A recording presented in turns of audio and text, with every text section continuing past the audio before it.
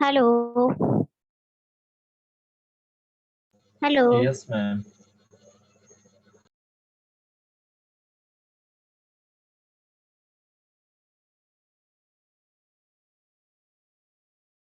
अजय, शायद तुम्हारा enrolment already हो चुका है।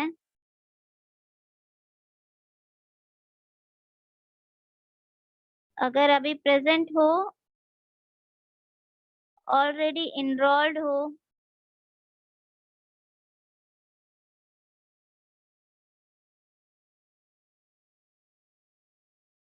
ठीक है, हम एनरोलमेंट चेक कर रहे थे, ऑलरेडी इनरोल्ड हो।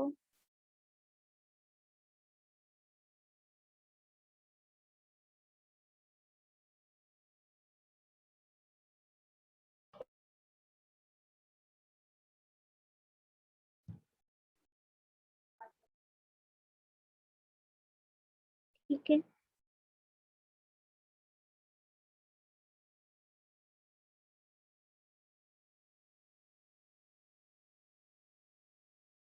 अब क्या है, प्लान के बाद प्लान मैंने बनाया, जस्ट उसके नीचे मैंने उसका एलिवेशन ड्रॉ किया था।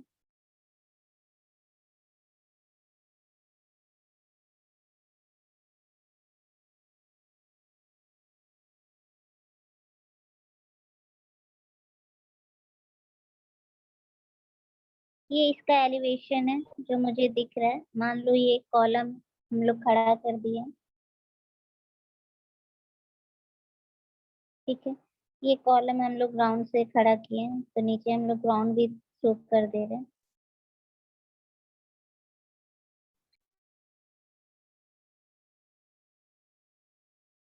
ठीक है। इस कॉलम पे मेरा लोड लगना शुरू हुआ, ये लोड लग रहा है P।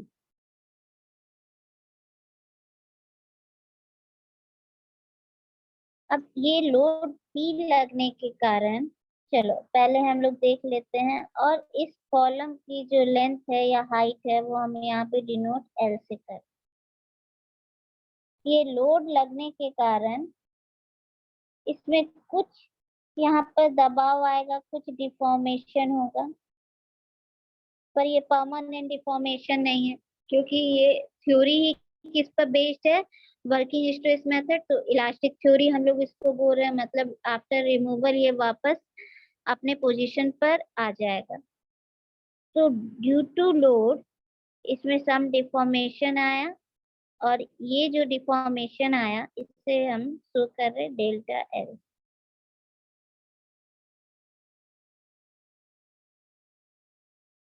ठीक है। इन दोनों में भी हम बता चुके हैं, यहाँ पर जितना रेनफोर्समेंट लिए हैं उसके एरिया को डिनोट कर रहे हैं एएस से, कंक्रीट के एरिया को डिनोट कर रहे हैं एसी से।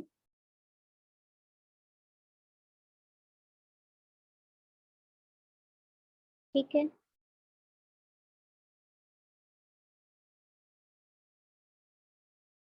अब ध्यान से सुनो, को फिगर हम बना दिए। तो total load P is equal to total load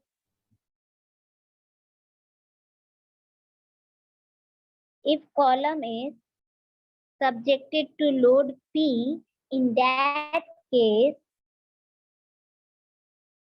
column is subjected to load P. In that case total load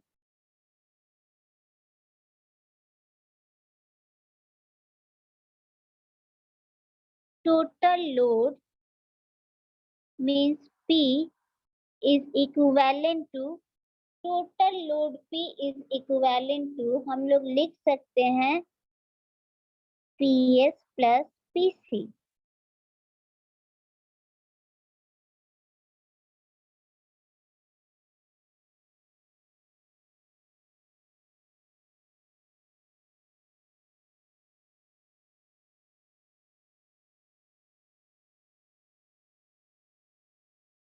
ठीक है। अब देखो, ये लिखकर साइड में रखो, इसको हम लिख लिए PS is equal to PC, हम लोगों ने लिखकर लिखा हुआ। अब है कि due to load P some strain और some deformation will be generated। ठीक है, अब क्या है, ये मानकर चला जा रहा है इन कॉन्क्रीट डिजाइन और वर्किंग स्ट्रेस में कि जो डिफॉर्मेशन डेवलप हुआ ड्यू टू लोड P वो मेरा स्टील एंड कंक्रीट में सेम होगा। मींस स्ट्रेन और deformation develop in concrete and steel will be same. तो हम बोल सकते हैं इस थ्योरी के अकॉर्डिंग कि DLS मतलब deformation in steel is equivalent to deformation in concrete.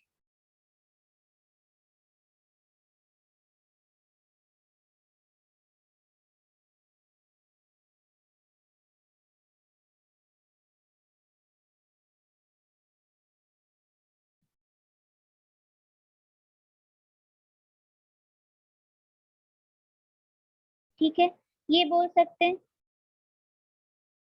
Join में किसे ज्वाइन नहीं किया मैंने?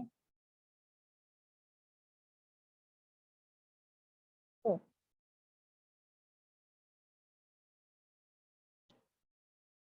क्लियर है। अब एक चीज ये भी जान लो, लोड इज इक्वल टू, हम लोगों को ये फॉर्मूला शुरू से पता है, लोड इज इक्वल टू, चलो लोड नहीं लिखते हैं, यहाँ पर मैं लिखती हूँ स्ट्रेस का फॉर्मूला तुम लोगों को पता है। स्ट्रेस इज इक्विवेलेंट टू क्या होता है, लोड बाय एरिया।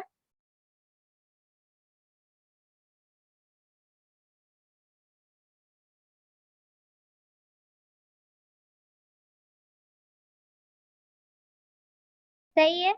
अब यहाँ पर स्ट्रेस को अगर हम F से डिनोट कर रहे हैं और लोड को P से, एरिया को A से, load is equal to, then हम लिख सकते हैं F इंटू A।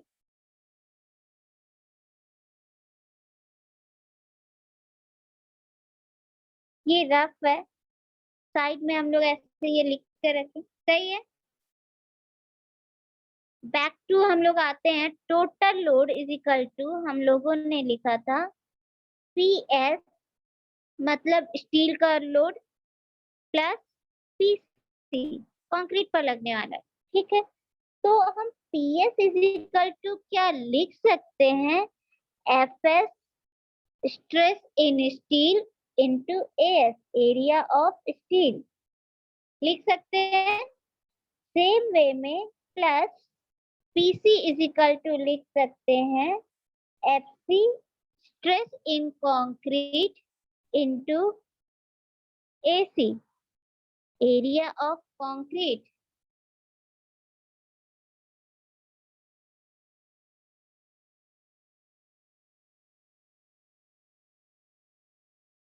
इक्वेशन 1। ठीक, ये मुझे पता है, ये निकाल लिए। देन अब क्या है, मैंने ये भी देखा हम लोगों ने कि del LS deformation in steel is equivalent to deformation in concrete. तो शायद तुम लोगों को ये स्ट्रेन का फॉर्मूला भी पता होगा, del L is equal to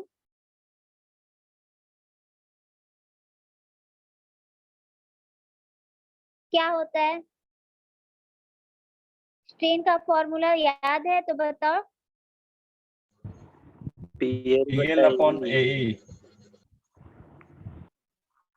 PL upon AE।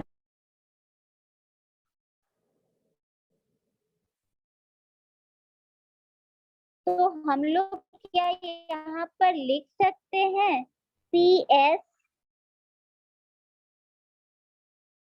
ये तो डेल का फॉर्मूला है, तो for del S deformation in steel के लिए हम लोग लिख सकते हैं PS into L divided by AS into ES, और सेम वे में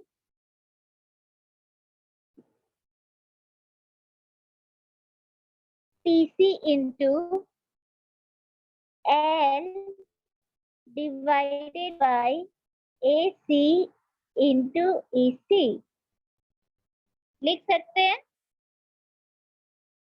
L तो चेंज नहीं हो रहा है क्योंकि कॉलम की जो लंबाई है वो तो मेरा जो लंबाई है, दोनों चाहे हम स्टील या कंक्रीट का सेंस में ले, L मेरा यहाँ चेंज नहीं हो रहा है। चेंज क्या हो रहा है, तो area of cross section change हो रहा है, मॉड्यूलर रेशियो चेंज हो रहा है, लोड चेंज हो रहा है। ठीक है, तो L मेरा थ्रू आउट कांस्टेंट है, तो L इसीलिए हम लोगों ने सिंपली L लिखा है। L इन दोनों साइड से तो गया, मेरे पास बचा क्या है,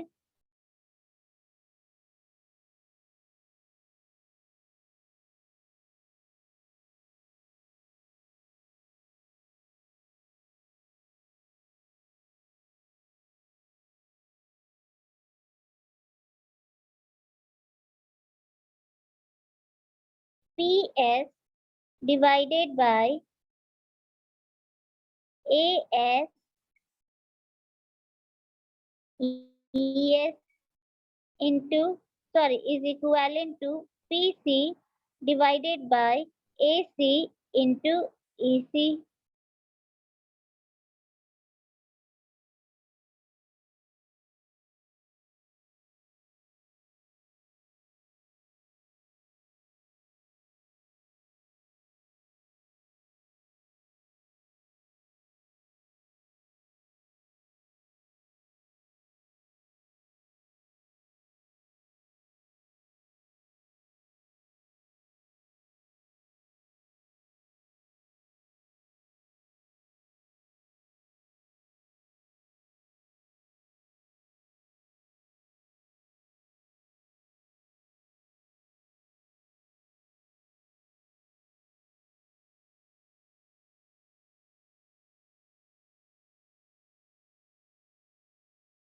Then हम लोग ये भी लिख सकते हैं,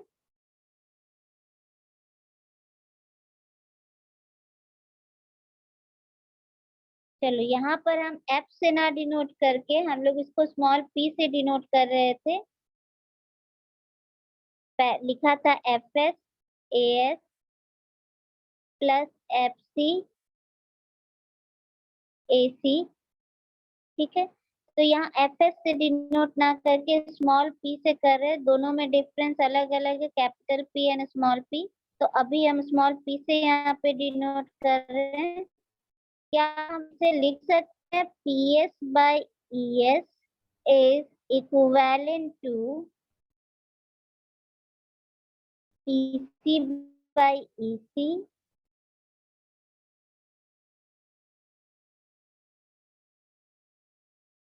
and we also ES by EC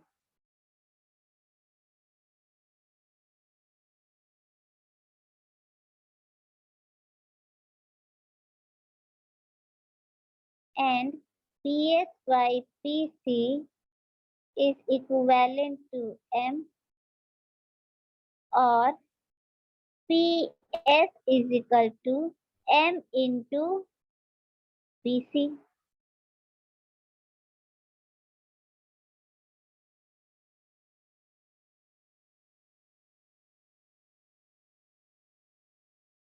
equation 2 लिख ली।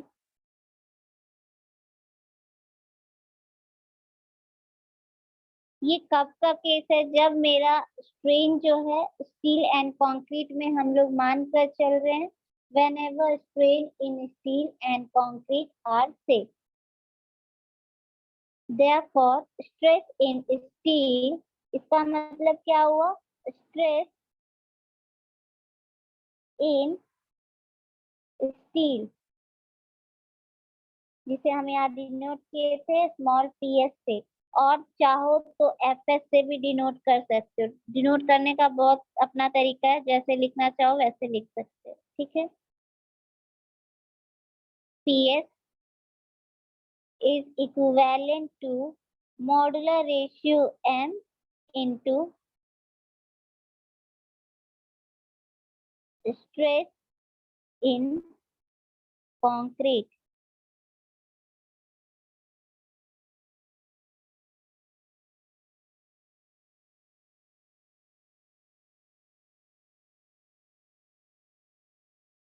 ठीक, अब यही फॉर्मूला अगर यहाँ पर हम PS को लिखे हैं, अगर तुम चाहो तो स्ट्रेस इन स्टील अगर करना है तो स्ट्रेस इन स्टील क्यों आता है, तो ड्यू टू टेंशन स्ट्रेस आता है।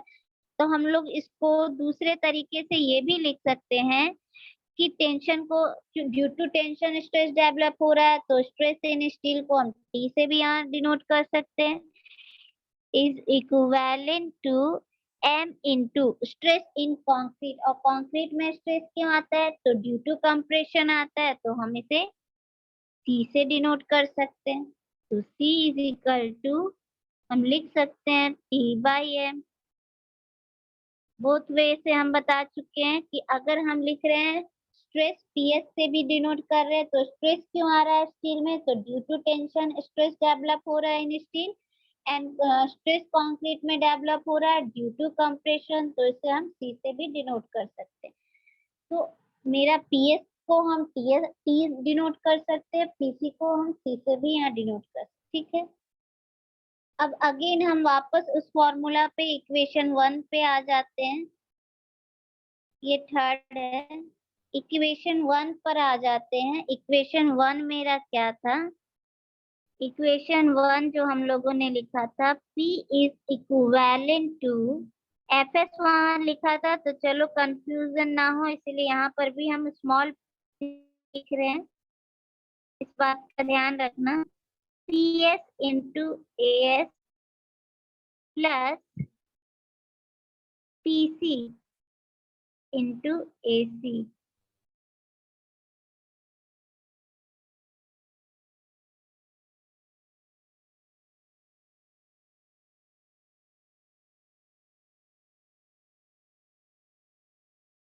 अब भी हम लोग दूसरा जो फॉर्मूला देखे थे PS आया था कुछ M इंटू PC, तो क्या हम यहाँ पर लिख सकते हैं PS is equal to M into PC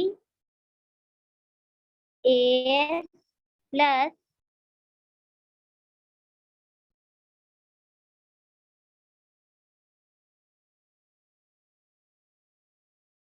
PC into AC।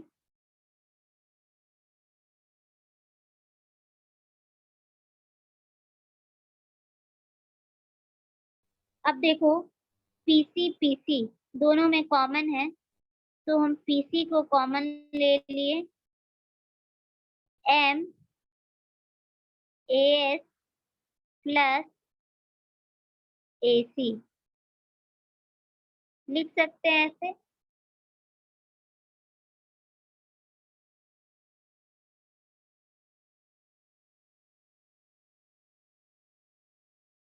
तो फ्रॉम इक्वेशन 1 अगर हम इसे सॉल्व किए then we get PC is P equivalent to PC into M AS plus AC,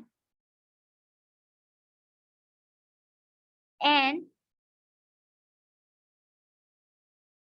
this MAS plus AC here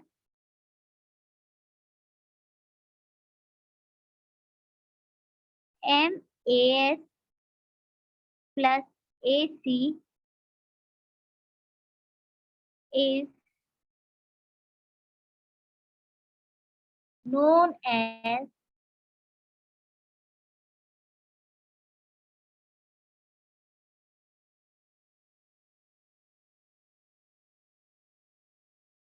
total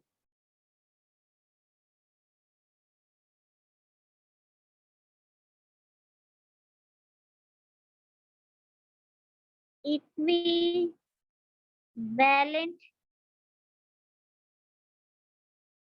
total equivalent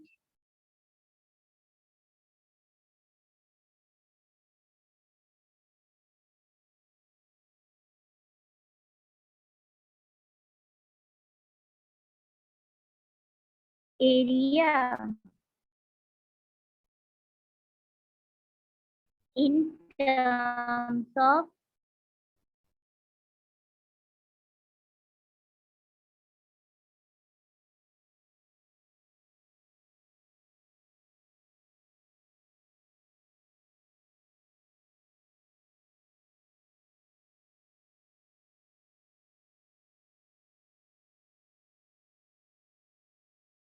ठीक है। तो ये अगर मुझे जब इक्विवेलेंट एरिया निकालना हो तो इक्विवेलेंट एरिया का फॉर्मूला हो जाएगा तब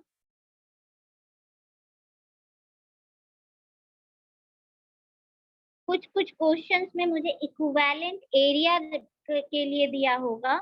इन दैट केस हम AS प्लस AC नहीं कर सकते हैं। इन दैट केस मुझे फाइंड आउट करना होगा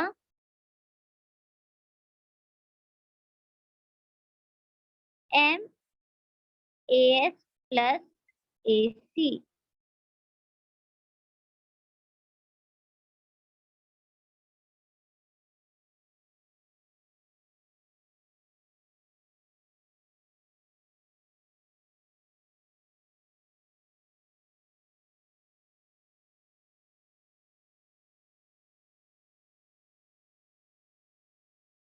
ठीक है।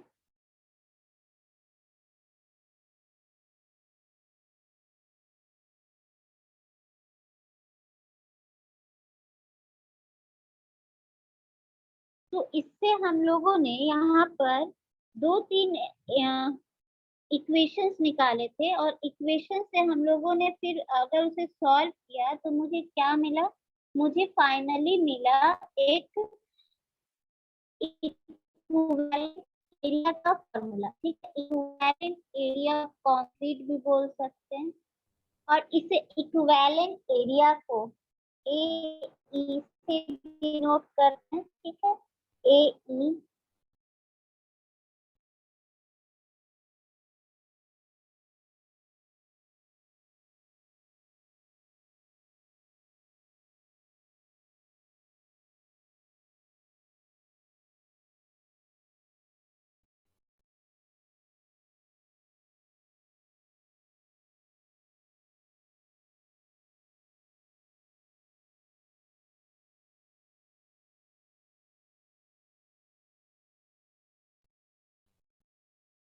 अब ये इक्विवेलेंट एरिया हम क्यों किए, पहली बात कि ये मेरा एक बीम है, हम मान लो ये बीम हम बनाए हैं तो इसमें जो रेनफोर्समेंट प्रोवाइड किए थे, कितना जगह रेनफोर्समेंट प्रोवाइड हुआ है और ये मेरा कंक्रीट है, ये इक्विवेलेंट एरिया का आया कहाँ से ये मैं बता रही हूँ। ठीक है, तो ये एरिया वो रिड्यूस कर रहा है इसमें, जहां जहां मेरा रेनफोर्समेंट प्रोवाइडेड है वो एरिया तो वहां पर कंक्रीट नहीं है, पर यहाँ पर इक्विवेलेंट एरिया में हम लोग ये मानकर चल रहे थे कि पहले से ही स्टार्टिंग किए थे कि मेरा सेम अगर लोड भी लग रहा है तो दोनों मेरा कंक्रीट को चाहे वो स्टील हो वो सेम ही डिफॉर्मेशन ले रहा था। ठीक है, बट यहाँ पर आप देख रहे हैं कि मेरा जो एरिया ऑफ स्टील है और एरिया ऑफ कंक्रीट है वो क्या इक्वल है। एक तो एरिया ऑफ कंक्रीट रिड्यूस हो गया जब हम लोग रेनफोर्समेंट प्रोवाइड किए, दूसरी बात कि area of steel and area of concrete मेरा इक्वल तो है नहीं, वो देखकर ही पता चल रहा है। तो इस केस में मेरा एयर और को इक्विवेलेंट करने के लिए जो हम लोग मॉड्यूलर रेशियो का यूज किए। ठीक है, तो area of steel and area of concrete को इक्विवेलेंट करके एरिया निकालने के लिए हम मॉड्यूलर रेशियो का यूज किए और इस मॉड्यूलर रेशियो को यूज करके मेरा इक्विवेलेंट एरिया ऑफ कंक्रीट का कॉन्सेप्ट आया। ठीक है, अब ये हो गया जब मॉड्यूलर रेशियो आया, क्यों, इसका रीजन मुझे पता चला कि इस रीजन से मेरा मॉड्यूलर रेशियो आ गया। ठीक है, अब इसी पर एक क्वेश्चन है, एकदम छोटा सा क्वेश्चन है। ठीक है, क्वेश्चन ये है कि अगर मेरा एक आरसीसी मेंबर है, उस मेंबर का क्रॉस सेक्शन दिया हुआ है, area of cross section, area of cross section given है कितना, 300 mm into 300 mm।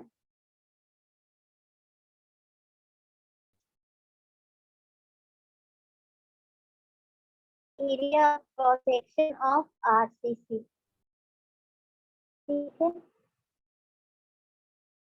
और एएससी जो है या एरिया ऑफ स्टील जो है वो है 1257 mm square.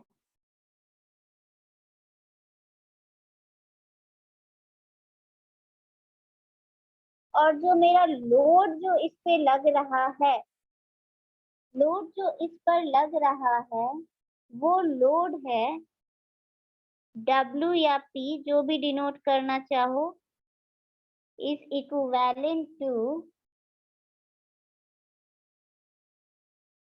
440 kilo newton, 440 kilo Newton.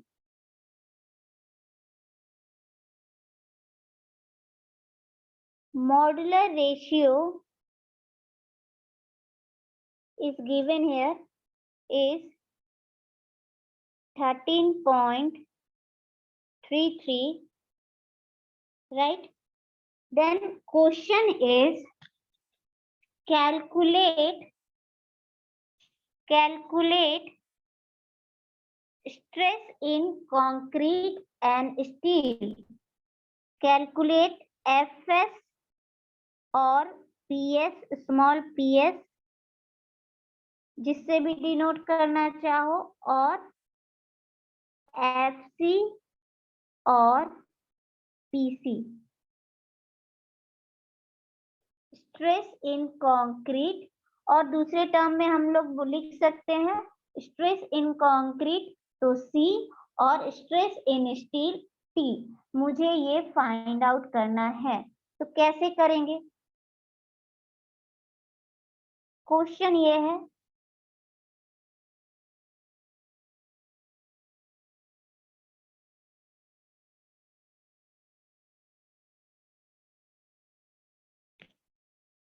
Question मेरा तुम लोगों को समझ में आ गया?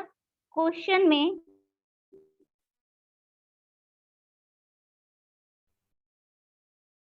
टोटल एरिया मेरा गिवन है, टोटल एरिया गिवन है, ए गिवन है, ASC भी गिवन है,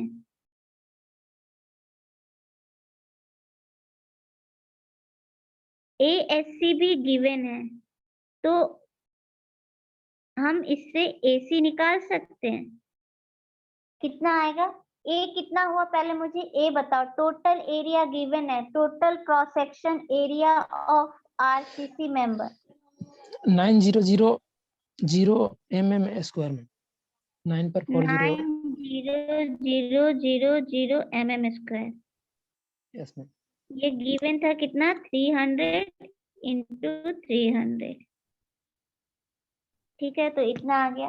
ASC तो गिवन ही था, क्वेश्चन में डायरेक्ट पुट किया हुआ था 1257 mm स्क्वायर। तो एरिया ऑफ कंक्रीट मेरा कितना निकल जाएगा, A माइनस ASC, कितना आएगा निकाल लो।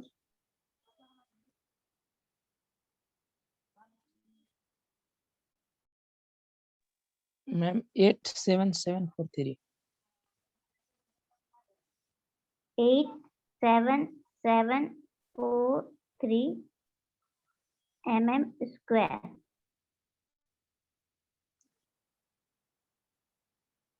ठीक है। इक्विवेलेंट एरिया अब निकाल लो, AE इक्विवेलेंट एरिया निकाल लो। मैम 8 आएगा, 88743। हाँ थोड़ा सा Sorry. गलत हो ठीक है, लिख दे रहे हैं हम यहाँ पर AC 743 88743 mm²। ठीक, अब equivalent area AE formula MAS plus AC। M की वैल्यू कितनी गिवन है? 13.33। AS भी क्वेश्चन में गिवन है 1257।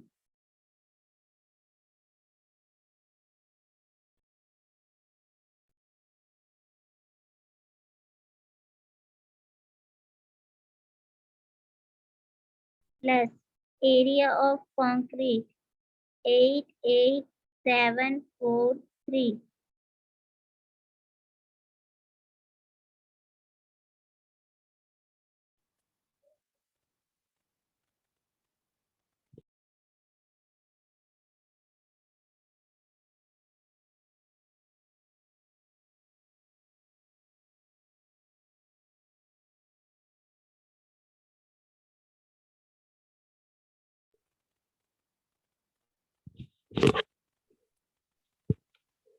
One zero five four nine 8.81. 1054 4 98.81. 98.81 mm²। ठीक है, लोड मुझे P या W जिससे डिनोट करना चाहो, दोनों हम लिख रहे हैं, जिसका जो मान है उससे डिनोट करो, पर कोई एक ही यूज करना। 440 किलो न्यूटन। न्यूटन में से हम चेंज कर दिए तो 440 इंटू 10⁻³ न्यूटन। अब तुम लोगों को सिर्फ फाइंड आउट क्या करना है, तो stress in concrete, stress in concrete. तो स्ट्रेस इन कंक्रीट FC लिखो, स्मॉल PC लिखो या C लिखो। इन तीनों में से तुमको जो यूज करके लिखना है तुम लोग वो यूज करके लिख सकते हो। तो हम लोग क्या ये लिख सकते हैं W by stress in concrete. Formula तो हम लोगों को पता है, इसका फॉर्मूला क्या होता है? P बाई A, यही होता है लोड बाई एरिया। तो मुझे पता है, तो स्ट्रेस मुझे निकालना है C in concrete, W by A। निकाल के बता दो। फिर स्ट्रेस इन स्टील, अब इसे तुम फिर से किससे डिनोट कर सकते हो? या तो कोई FS भी लिख सकते हो, या स्मॉल PS भी लिख सकते हो, या T भी लिख सकते हो। ठीक है,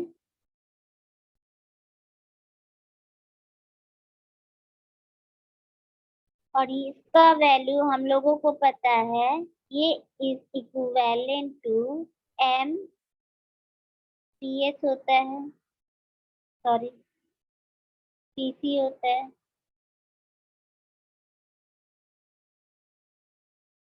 तो मुझे ये भी मिल जाएगा। इसका वैल्यू, इन दोनों का स्ट्रेस का वैल्यू कितना आया ये निकाल के बताओ।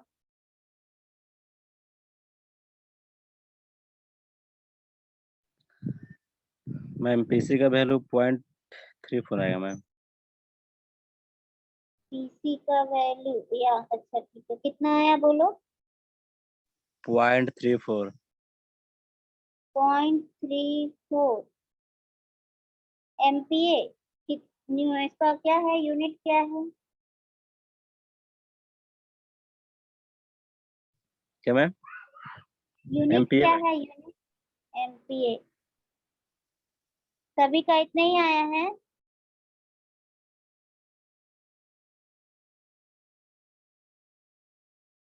नो मैम, मेरा 4.958 आ रहा है। अच्छा, कैसे सबका अलग अलग आ रहा है? W का मैम वैल्यू कितना लिए मैम हो? हाँ, मैम 4.958 ही आएगा। C है W बाई AC। W का वैल्यू मुझे पता है 440, न्यूटन में चेंज कर लिए 3। AC हम कितना निकाले थे? AC का वैल्यू कितना आया था बताना? 88743। 743। डिवाइड करके देख लो कितना आ रहा है। 4.958 4.95 9.5 न्यूटन पर mm स्क्वायर। Yes ma'am. ठीक है, सेम वे में हम FS निकाल लिए।